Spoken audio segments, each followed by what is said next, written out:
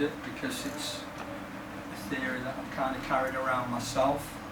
I have a very simple 4 A's theory, and I don't change it for anybody.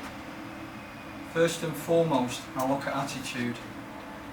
That little thing that makes a big difference. It starts in here. If I look at you and you make eye contact and don't look away, it starts there. It starts how you carry yourself. Attitude is a lifestyle choice. You either have a good attitude or you don't. I don't really care to change it because I don't need to. You may have a good attitude, you may have a good attitude, you may have a better one, it'd be you I choose. You may have a crap attitude, who knows. But I don't really worry about that. It's that little thing that makes a big difference. I then look at players athletically. Again, controversial. What do I look for? Listen, at the end of the day, this football that we choose to play is based around speed. You can't get round that. At the highest level of football, I'm not talking grassroots, football in the community, I am talking the highest level of football. Professional football. Paid to play a game that you've loved as a kid, as a hobby. You've bought every FIFA game. And now you're on FIFA as a name. You have to have speed.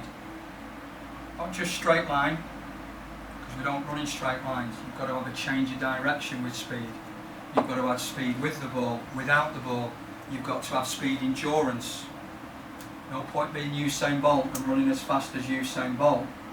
He can rest for 2 weeks before he does another 100 metres.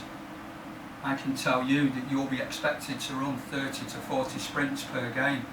Your Steven Gerrards and your Frank Lampards at their peak run 60 to 80 metres. Average distances are 10 and 30 metres.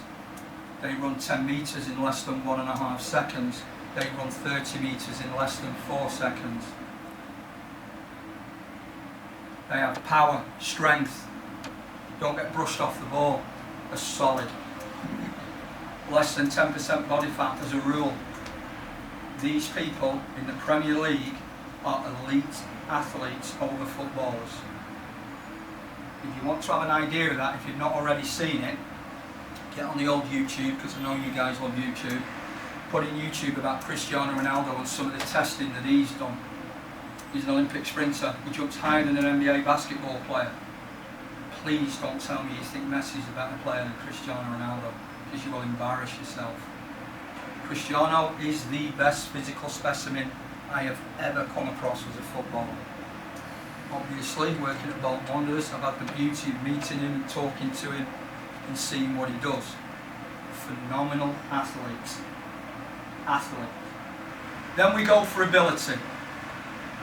We look at ability on the ball and we look at for ability off the ball.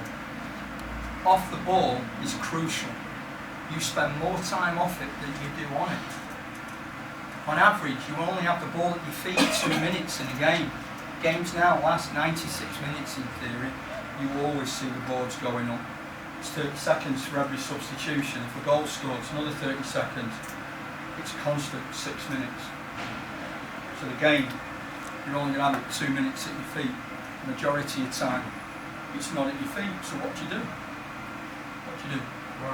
Run. Where?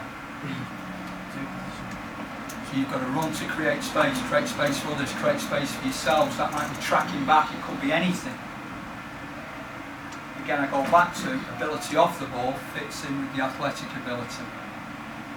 Technically, at the level we're looking at, it's a given that you've got the technical attributes, the range of pass, the running with the ball, the dribbling. It's a range that you should have. And then we look for ambition. You've got to be ambitious.